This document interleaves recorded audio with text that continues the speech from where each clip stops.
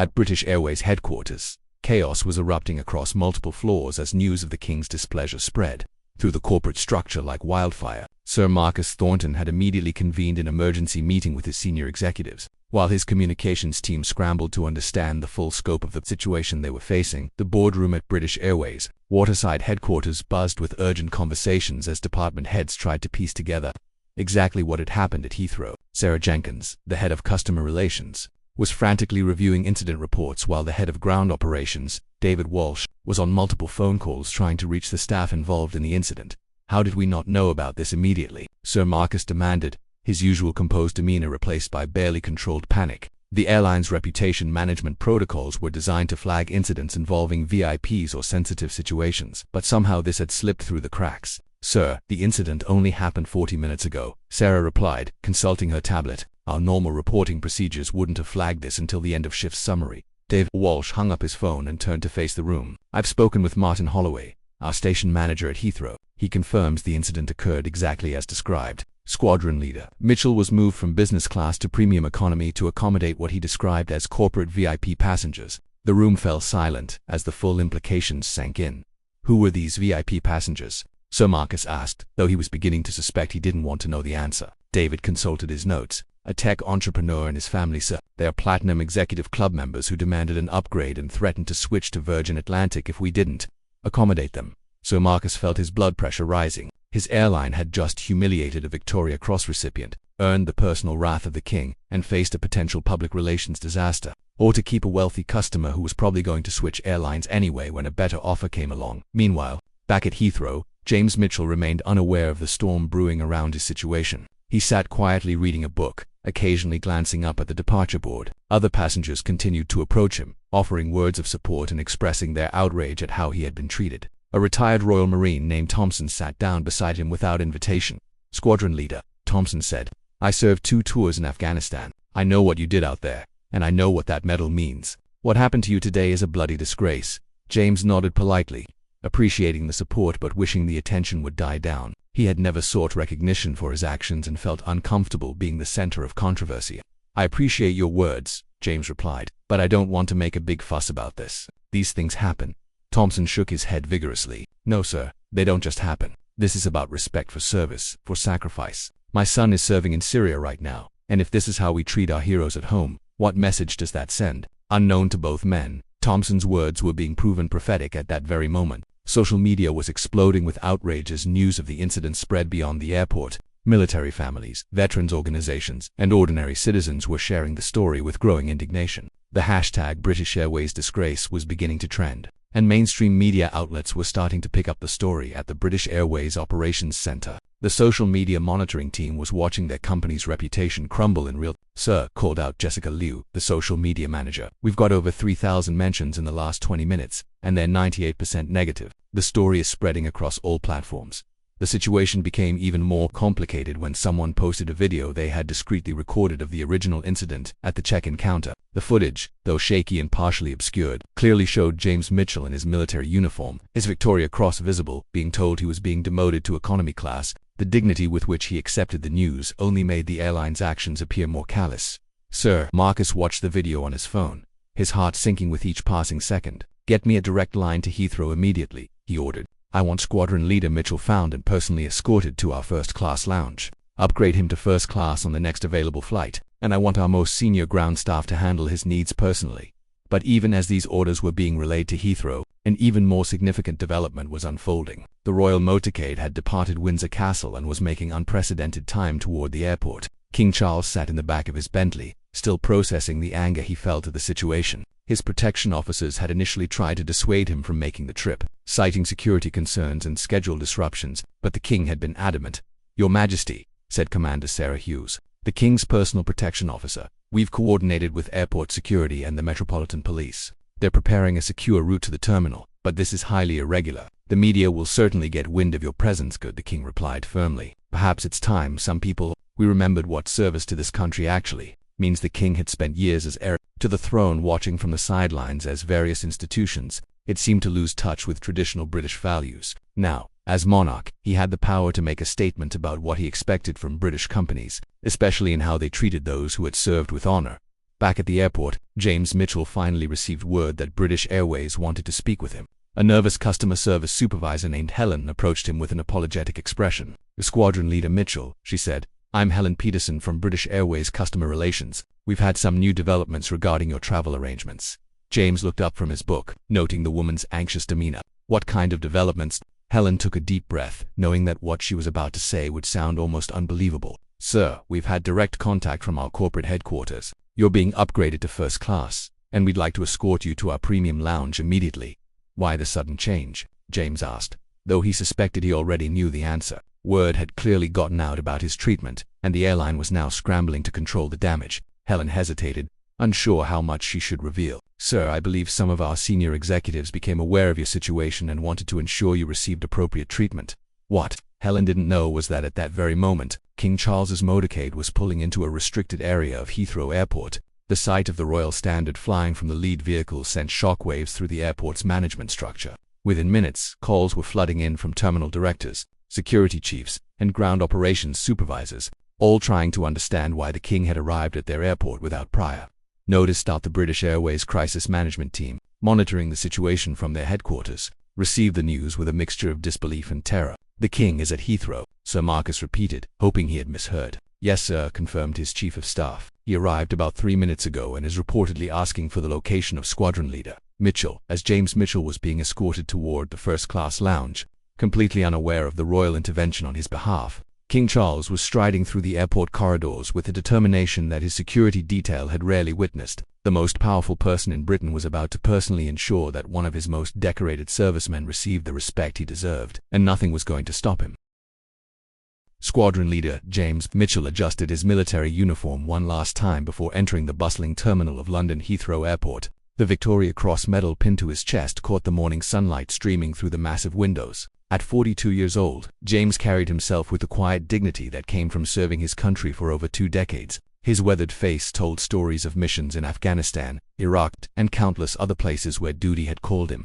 The medal he wore was not just any decoration. It was the highest military honor in the British Commonwealth, awarded for extraordinary valor in the face of enemy fire. James had earned it 3 years earlier when he single-handedly rescued 12 wounded soldiers from a burning helicopter under heavy Taliban fire in Helmand province. The mission had lasted 6 hours, with James making multiple trips through the deadly crossfire to carry his wounded comrades to safety. Today should have been a simple journey home. James was returning from a memorial service in Edinburgh where he had represented the Royal Air Force at the funeral of a fellow veteran. His flight to London was supposed to be straightforward, booked in business class as befitted his senior rank and the nature of his official duties. He had flown this route countless times over the years, always treated with the respect that his service record commanded. As James approached the British Airways check-in counter, he noticed something unusual in the way the staff were looking at him. The young woman behind the desk, whose name tag read Sarah, seemed nervous as she took his boarding pass and identification. She typed something into her computer, frowned, then typed again. Her supervisor, a middle-aged man with thinning hair, approached the counter and whispered something in her ear. "I'm sorry, Squadron Leader Mitchell," Sarah said, her voice barely above a whisper. "There seems to be an issue with your booking." James raised an eyebrow but remained calm. In his years of military service, he had learned that staying composed in unexpected situations was always the best approach. He had faced enemy fire without flinching, so a minor travel hiccup was hardly cause for concern. "What kind of issue?" he asked politely. Sarah's supervisor stepped forward, his expression uncomfortable but determined. "Sir, I'm afraid we've had to make some adjustments to the passenger manifest today. Your business class seat has been reassigned, and we're going to have to move you to economy class." The words hung in the air like a challenge. James blinked once, processing what he had just heard. Around him, other passengers continued their normal routines, unaware of the extraordinary conversation taking place at the check-in desk. A family with young children laughed as they organized their luggage. Business travelers talked on their phones about meetings and deals. Life continued as normal, but for James, something fundamental had just shifted. "I don't understand," James said, his military training keeping his voice steady despite the growing confusion and irritation he felt. "This is an official military booking. I'm returning from representing the RAF at a state funeral. What adjustments are you referring to?" The supervisor, whose badge identified him as Martin Holloway, station manager, cleared his throat. "Sir, we've had some very important passengers request business class accommodation at the last minute. Corporate policy requires us to accommodate our highest-tier frequent flyers and VIP customers. I'm sure you understand." James looked down at his Victoria Cross, then back at the man. "Mr. Holloway, I'm not sure you understand the situation. This is not a leisure trip. I am traveling on official military business, representing Her Majesty's Armed Forces. This booking was made through the proper military channels weeks ago, I understand, sir, and we're very grateful for your service," Martin replied, though his tone suggested he was following a script rather than speaking from the heart. "However, business decisions sometimes require difficult choices. We've upgraded your economy seat to premium economy as a gesture of goodwill." The irony was not lost on James. Here he was, a man who had literally risked his life for his country, being told that some corporate frequent flyer's convenience was more important than his official military travel. He thought about the soldiers he had served with, many of whom had given their lives for the freedom that allowed this airline to operate. He thought about the families of fallen comrades who would never see their loved ones return home. Who exactly are these VIP passengers that are so important they can bump a Victoria Cross recipient from a military booking? James asked, his patience beginning to wear thin. Martin shuffled uncomfortably, clearly wishing he was anywhere else. "I'm afraid I can't disclose passenger information, sir. Privacy policies, you understand."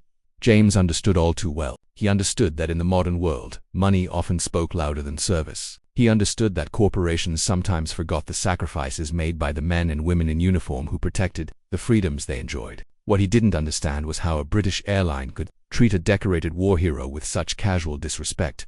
"Very well," James said finally, his voice carrying the weight of disappointment rather than anger. "If this is how British Airways treats its military passengers, then I suppose there's nothing more to discuss." He accepted the new boarding pass that Sarah handed him with trembling fingers, her face flushed with embarrassment at having to participate in this humiliating exchange. As James walked away from the counter, he couldn't help but notice the whispers that followed him. Other passengers had overheard the conversation, and word was beginning to spread through the terminal. A retired army officer waiting in line shook his head in disgust. A young mother pulled out her phone and began typing furiously. The story was already beginning to take on a life of its own. James found a quiet corner near his departure gate and sat down heavily in one of the uncomfortable plastic chairs. He closed his eyes and tried to push away the frustration that was building inside him. This wasn't about luxury or comfort. He had slept on the ground in war zones and eaten cold rations for months at a time. This was about respect, dignity, and the way a nation treated those who had served it with honor. Little did James know that 8 minutes later, his quiet morning would become anything but ordinary, and the most powerful person in Britain would learn about his humiliation in real time. At that very moment, 30 miles away in Windsor Castle, King Charles III was reviewing his morning briefings in his private study. The room was lined with centuries-old books and portraits of his ancestors, creating an atmosphere of timeless authority. Sunlight filtered through the tall windows, casting long shadows across the polished mahogany desk where state papers awaited his attention. The king had always maintained a personal interest in military affairs, having served in the Royal Navy himself and holding the position of Colonel-in-Chief of numerous regiments. His morning routine typically included updates on military personnel, veterans affairs, and matters concerning those who had served the crown with distinction. Today was no different, except for an unexpected phone call that would change everything. Sir Edward Pembridge, the king's private secretary, knocked gently on the study door before entering. A tall, distinguished man in his 60s. Sir Edward had served the royal family for over 20 years and had developed an uncanny ability to sense when something required immediate attention. His expression was troubled as he approached the king's desk. "Your Majesty," Sir Edward said, his voice carrying an unusual urgency, "I've just received a rather disturbing phone call from Air Commodore Richardson at the Ministry of Defence. It concerns one of our Victoria Cross recipients." King Charles looked up from his papers, his attention immediately focused. The Victoria Cross was not just any medal to him. It represented the highest form of courage and sacrifice that his subjects could display in service to their country. "What's happened?" the king asked, setting down his fountain pen. Sir Edward consulted his notes, though the details were already burned into his memory. Squadron Leader James Mitchell, recipient of the Victoria Cross for his actions in Afghanistan, has just been demoted from business class to economy on a British Airways flight, despite traveling on official military business. The king's expression darkened immediately. He had personally invested Squadron Leader Mitchell with the Victoria Cross 2 years earlier in a ceremony at Buckingham Palace. Charles remembered the event clearly because James had been accompanied by the families of the soldiers he had saved, including a young widow whose husband had died in the helicopter crash. The ceremony had been deeply moving, and the king had been struck by James's humility and quiet strength. "Demoted? On what grounds?" the king asked, his voice taking on an edge that Sir Edward recognized as dangerous. "According to Air Commodore Richardson, who received the information from a passenger who witnessed the incident, the airline claimed they needed to accommodate higher priority passengers, VIP customers, apparently." King Charles stood up abruptly, his chair scraping against the floor. In his years as monarch, he had dealt with many frustrating situations. But this struck at something fundamental to his beliefs about how the nation should treat its heroes. The idea that a commercial airline would prioritize wealthy customers over a decorated war hero representing the crown was not just offensive, it was a betrayal of British values. "Get me the chairman of British Airways on the phone immediately," the king commanded. Sir Edward was already reaching for his phone, having anticipated this reaction. Within minutes he had connected with the corporate headquarters of British Airways, working his way up the chain of command with the efficiency that came from decades of royal service. Meanwhile, back at Heathrow, James Mitchell sat quietly in his corner, unaware that the most powerful person in Britain was about to intervene on his behalf. He watched other passengers boarding their flights, families reuniting, business travelers rushing to meetings. The normalcy of it all seemed surreal after his humiliating encounter at the check-in desk. A young soldier in uniform approached him hesitantly. "Excuse me, sir," the private said, "but aren't you Squadron Leader Mitchell, the Victoria Cross recipient?" James nodded, not particularly wanting to draw attention to himself given the circumstances. "I just wanted to say, sir, that what they did to you back there was disgraceful. My whole family served, and we know what that medal means." Word was indeed spreading through the terminal. In the age of social media, news traveled faster than ever before, and several passengers had already posted about witnessing a Victoria Cross hero being treated poorly by British Airways. The posts were beginning to gain traction, with military veterans and their families sharing and commenting in growing numbers. Back at Windsor Castle, King Charles was pacing in his study while Sir Edward worked to connect him with British Airways leadership. The King's military aide, Colonel James Hartwell, had been summoned and was providing additional details about Squadron Leader Mitchell's service record. The picture that emerged was of an exemplary officer whose courage under fire had saved 12 lives and whose continued service was marked by dedication and professionalism. "Your Majesty," Sir Edward announced, "I have Sir Marcus Thornton, chairman of British Airways, on the line." The king took the phone with barely controlled fury. Sir Marcus, a successful businessman who had led the airline for 5 years, was completely unaware of the storm that was about to break over his company. "Sir Marcus," King Charles began, his voice carrying the full weight of royal authority, "I understand that your airline has just demoted one of my Victoria Cross recipients from a military booking. I want an explanation, and I want it now." There was a moment of stunned silence on the other end of the line. Sir Marcus had dealt with many difficult situations in his business career, but nothing had prepared him for a direct call from the monarch expressing royal displeasure. "Your Majesty," Sir Marcus stammered, "I'm not immediately familiar with the specific incident, but I assure you that if there has been a mistake, we will correct it immediately." The king's response was swift and sharp. "A mistake, Sir Marcus? Squadron Leader James Mitchell earned his Victoria Cross by saving 12 British soldiers under enemy fire. He was traveling on official military business, representing the crown at a state funeral. Your staff decided that some corporate, frequent flyer was more important than a decorated war hero." Sir Marcus was frantically signaling to his assistants to get him information about the incident while trying to maintain his composure. On the phone with the king, "Your Majesty, I am mortified to hear this. We have the highest respect for our military personnel, and this clearly does not represent our values or policies." "Your policies," the king interrupted. "Your policies apparently allow check-in staff to humiliate Victoria Cross recipients in favor of paying customers. Do you understand what this medal represents, Sir Marcus? It represents the highest form of courage and sacrifice in service to this nation. It represents values that your company seems to have forgotten." The conversation continued for several more minutes, with King Charles making it clear that he expected immediate action and a personal apology to Squadron Leader Mitchell. Sir Marcus, realizing that his company faced a public relations disaster of epic proportions, promised to investigate immediately and take corrective action. As the king ended the call, he turned to Sir Edward with a look of determination. "I want a car prepared immediately. We're going to Heathrow." Sir Edward, despite his decades of experience, was momentarily shocked. "Your Majesty, your schedule today includes meetings with the Prime Minister and the Commonwealth representatives. Cancel them," the king said firmly. "Sometimes a monarch needs to remind his subjects what truly matters. Squadron Leader Mitchell served this country with honor and courage. The least I can do is ensure he receives the respect he has earned." Within minutes, the royal motorcade was being prepared for an unscheduled trip to Heathrow Airport, while Sir Marcus Thornton was frantically trying to reach his ground staff to prevent what was about to become one of the most embarrassing incidents in British Airways corporate history.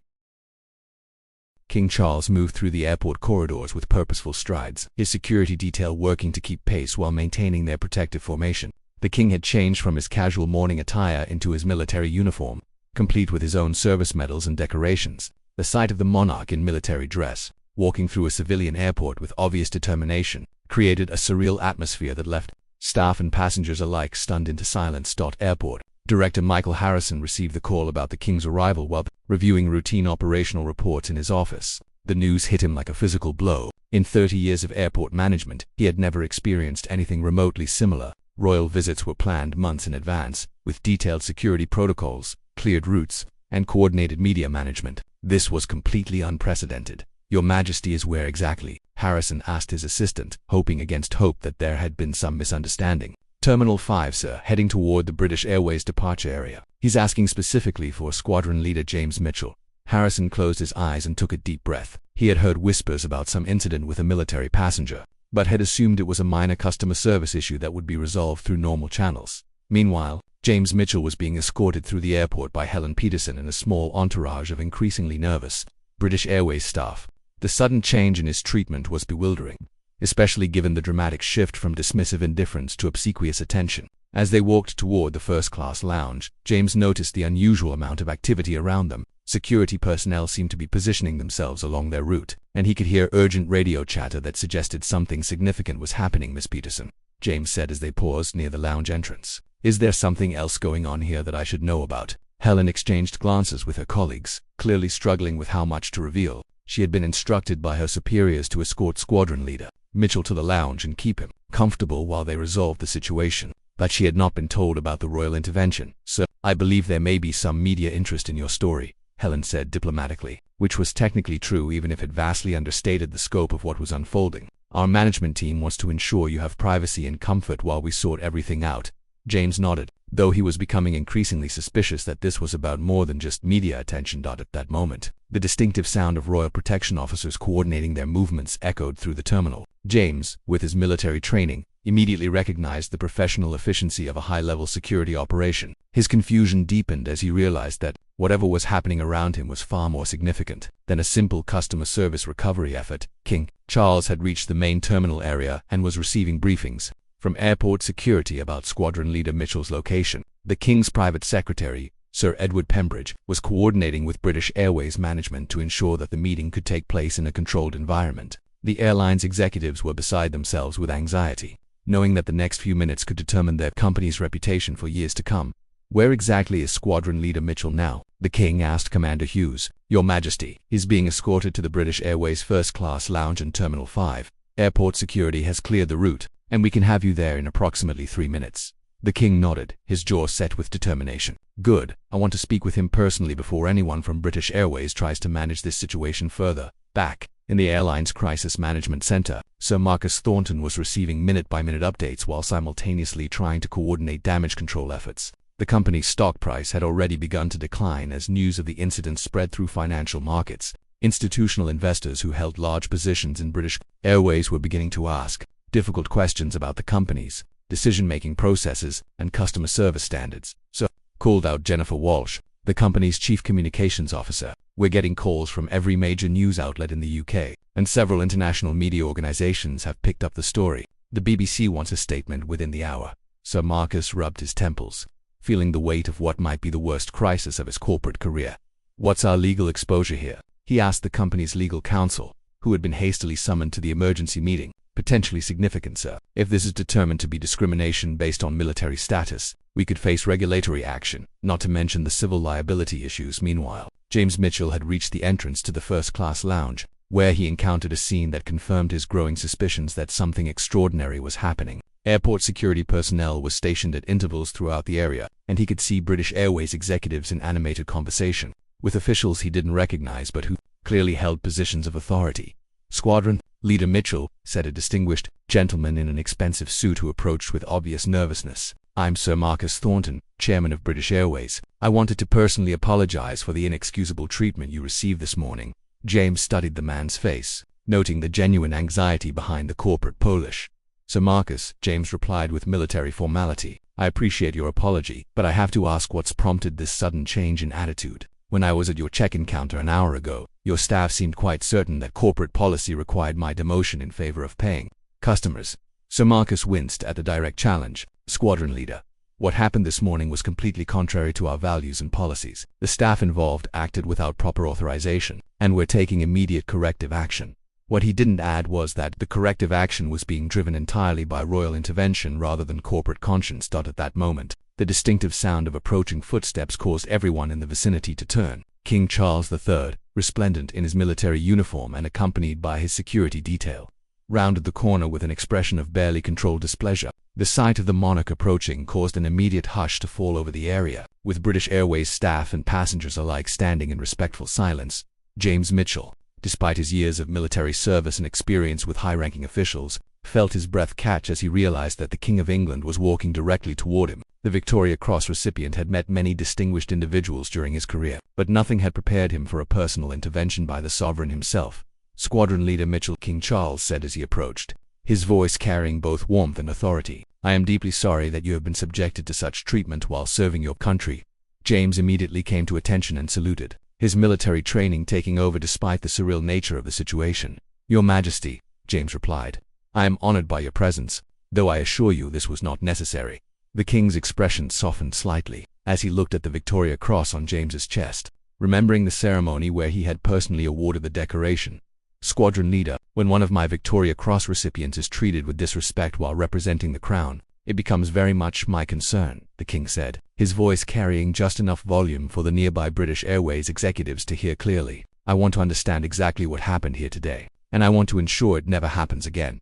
Sir Marcus Thornton stepped forward, knowing that his next words could determine his company's future relationship with the royal family and the British government. The most powerful person in the nation was standing in his airline's lounge, personally addressing what he clearly viewed as an insult to military service and national values. Sir Marcus Thornton found himself in the most intimidating position of his corporate career, standing before King Charles III while knowing that his next words would be scrutinized not just by the monarch, but by the nation. The weight of the moment pressed down on him as he prepared to explain how his airline had managed to humiliate a Victoria Cross recipient while the king's personal intervention played out in front of gathering crowds of passengers and airport staff. "Your Majesty," Sir Marcus began, his voice carefully controlled despite the tremor of nervousness beneath, "I want to personally assure you that what happened to Squadron Leader Mitchell this morning does not represent British Airways values or our respect for military service. We have immediately launched an investigation into how our protocols failed so catastrophically." King Charles listened with an expression that revealed nothing of his thoughts, though those who knew him well could see the controlled anger in his eyes. "Sir Marcus, I'm less interested in your corporate protocols than I am in understanding how a British company could treat one of our nation's heroes with such casual contempt." Squadron Leader Mitchell was traveling on official military business, representing the crown at a state funeral, wearing the highest decoration our country can bestow. What possible justification could there be for prioritizing commercial customers over such service? The question hung in the air like a sword waiting to fall. James Mitchell, standing at attention beside the king, felt deeply uncomfortable being the center of such high-level attention. His military training had taught him to avoid drawing unnecessary attention to himself, and the idea that his travel problems had prompted royal intervention was both overwhelming and embarrassing. "Your Majesty, if I may," James interjected respectfully, "while I appreciate your concern, I don't want to create a diplomatic incident over what might simply be a misunderstanding." The king turned to look at the squadron leader with an expression of gentle but firm determination. "Squadron Leader, this is not a diplomatic incident. This is about the fundamental respect that our nation owes to those who serve it with honor. Your Victoria Cross represents not just your personal courage, but the values that define us as a people. When those values are forgotten or ignored, it becomes my responsibility as your sovereign to remind everyone of their importance." The king's words carried across the lounge area, where passengers and staff had gathered at a respectful distance to witness this extraordinary scene. Many were discreetly recording with their phones, though the royal protection officers were monitoring to ensure appropriate boundaries were maintained. The story was already spreading across social media platforms faster than any traditional news outlet could follow. Meanwhile, at British Airways headquarters, the crisis management team was watching their company's reputation continue to deteriorate in real time. The communications department was receiving calls from government officials, military organizations, and media outlets from around the world. What had started as a customer service failure was rapidly becoming an international story about respect for military service and corporate responsibility. "Sir," Jennifer Walsh informed Sir Marcus through his earpiece, "we're getting reports that the Prime Minister's office is asking for briefings on the situation. The Ministry of Defense has also requested a full report on our policies regarding military passengers." The implications were staggering. British Airways was facing potential government scrutiny, regulatory investigation, and public relations catastrophe, all because of a single decision to prioritize commercial customers over military service. Back at the airport, King Charles continued his conversation with Squadron Leader Mitchell while airport security maintained a discreet perimeter around the group. "Tell me about your service in Afghanistan, Squadron Leader. I remember the ceremony where I invested you with the Victoria Cross," but I'd like to hear more about the men you saved that day." James's discomfort with personal attention was evident, but he could hardly refuse a direct request from his sovereign. "Your Majesty, on the day in question, our helicopter was shot down while providing medical evacuation for wounded soldiers. The aircraft caught fire immediately, and we had 12 men trapped inside with various injuries. The Taliban forces were maintaining consistent fire on our position, making any rescue attempt extremely dangerous." The king listened intently as James continued his account. "I was able to establish a defensive position using the wreckage for cover, and over the next 6 hours, I made multiple trips into the burning aircraft to extract the wounded. Each trip became more dangerous as the fire spread and the enemy adjusted their firing positions. But leaving those men was never an option. Your Majesty, they were my responsibility, and you saved all 12, the king said, his voice filled with quiet admiration. "Yes, sir, though 3 of them required immediate surgery and spent months recovering from their injuries. 2 of them have since returned to active duty." James's humble recounting of his heroic actions only served to emphasize the contrast between his character and the treatment he had received from the airline. Sir Marcus, who had been listening to this exchange, felt his shame deepen with each detail of Squadron Leader Mitchell's service record. The man his company had treated as a second-class passenger had literally risked his life repeatedly to save others, demonstrating the highest form of selfless courage imaginable. The corporate decision to prioritize a paying customer over such a person seemed increasingly indefensible. "Your Majesty," Sir Marcus said, stepping forward again, "I want to personally commit that British Airways will immediately review and revise our policies regarding military passengers, where we'll ensure that active duty personnel and veterans, particularly those with distinguished service records, receive priority treatment that reflects their service to our nation." King Charles turned his attention back to the airline chairman with an expression that suggested cautious skepticism. "Sir Marcus, I appreciate your commitment to policy changes, but I'm more interested in the cultural change that needs to happen within your organization. Policies are meaningless if the people implementing them don't understand the values behind them." The king's observation was particularly pointed given that the original incident had occurred despite existing policies that should have protected Squadron Leader Mitchell's booking. The problem wasn't just procedural. It was a matter of institutional values and employee training that had allowed staff to view military service as less important than commercial considerations. At that moment, Helen Peterson, the customer service supervisor who had originally been tasked with escorting James to the lounge, approached the group with obvious nervousness. "Your Majesty, Sir Marcus," she said with a slight curtsy, "I wanted to personally apologize to Squadron Leader Mitchell. I was involved in the original incident, and I realize now that we failed to understand the significance of his service and the nature of his travel." James looked at the young woman with compassion rather than anger. "Miss Peterson, I don't hold you personally responsible for following company policies, but I do hope that this situation helps people understand that military service comes with sacrifices that extend far beyond the battlefield. When we're treated as ordinary customers rather than representatives of our nation's defense, it sends a message about how our society values service and sacrifice." The king nodded approvingly at James's response, recognizing the grace and wisdom that had clearly contributed to his military success. "Squadron Leader, your attitude does you credit, but it also highlights why this situation is so troubling. A person of your character shouldn't have to accept disrespectful treatment simply because corporate policies prioritize profit over service."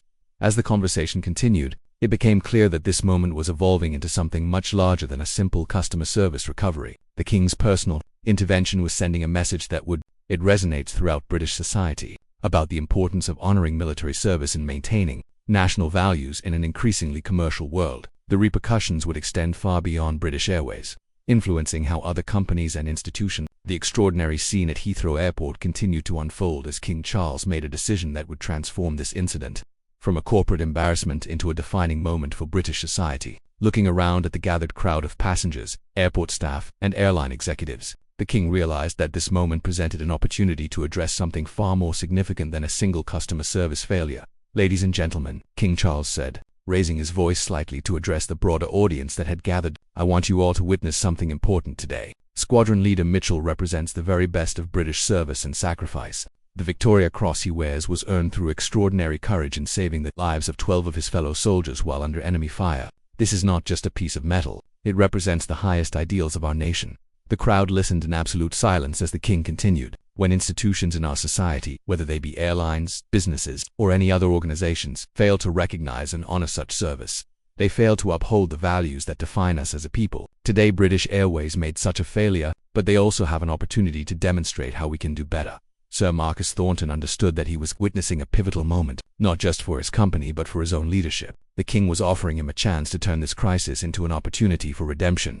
but only if he was prepared to make genuine, meaningful changes rather than empty corporate gestures. "Your Majesty," Sir Marcus said, stepping forward with newfound determination, "I want to announce today that British Airways will be establishing the Heroes First program. All military personnel, past and present, will receive priority boarding, complimentary upgrades when available, and dedicated customer service support. More importantly, we will be partnering with military charities to provide free travel for wounded veterans and families of fallen servicemen." The announcement drew spontaneous applause from the gathered crowd, but King Charles was not finished. "Sir Marcus, these are positive steps, but I want to ensure they represent genuine change rather than crisis management. I propose that Squadron Leader Mitchell here serve as a consultant to help design these programs, ensuring they truly serve the needs of our military community." James Mitchell, who had remained quietly uncomfortable with the attention throughout the ordeal, finally spoke up. "Your Majesty, if I can be of service in improving how our veterans are treated, then something positive will have come from today's events. But I want to emphasize that this should not be about me personally. Every person who serves our country deserves respect and recognition, whether they wear medals or serve in support roles that never see combat." The king smiled at James's response, recognizing the character that had made him both an effective military leader and a worthy recipient of the Victoria Cross Squadron Leader. "Your humility is admirable, but it also proves exactly why this incident was so troubling. People of your caliber shouldn't have to fight for basic respect while representing their country." At British Airways headquarters, the crisis management team was watching their stock price begin to recover as news of the king's appearance and the company's response spread through financial markets. More importantly, the social media sentiment was beginning to shift from outrage at the airline to admiration for the king's intervention and the company's comprehensive response. Sir Jennifer Walsh reported to the emergency committee via video link, "We're seeing a dramatic change in public perception. The hashtag British Airways disgrace hashtag is being replaced by hashtag Heroes First and hashtag Royal Intervention. The king's personal involvement has transformed this from a corporate scandal into a story about national values and redemption." Back at the airport, King Charles had one more surprise in store. "Squadron Leader Mitchell, I understand you were traveling to London on official business. I would like to invite you to complete your journey aboard the royal flight. It seems appropriate that someone who has served the crown with such distinction should travel in a manner befitting that service." James was momentarily speechless at the unprecedented offer. Flying aboard the royal aircraft was an honor reserved for the highest levels of government and the royal family itself. "Your Majesty, I am deeply honored by your invitation, but I wouldn't want to impose on your schedule or security arrangements." "Squadron Leader," the king replied with a slight smile, "I think my schedule can accommodate ensuring that one of my Victoria Cross recipients travels with appropriate dignity. Besides, it will give us an opportunity to discuss your ideas for improving how our military personnel are treated by civilian institutions." The offer was accepted with humble gratitude, and within minutes, arrangements were being made for James to join the royal party. Sir Marcus Thornton watched this development with mixed feelings, recognizing that while his airline had avoided complete disaster, the king's actions had set a new standard for how British companies should treat military personnel. As the royal party prepared to depart, King Charles turned to address the gathered crowd one final time. "Today we have seen both the worst and the best of British institutions. We've seen how easily we can forget the debt we owe to those who serve, but we've also seen how quickly we can correct our course when we remember our values. I hope this incident serves as a reminder to all of us about what truly matters in our society."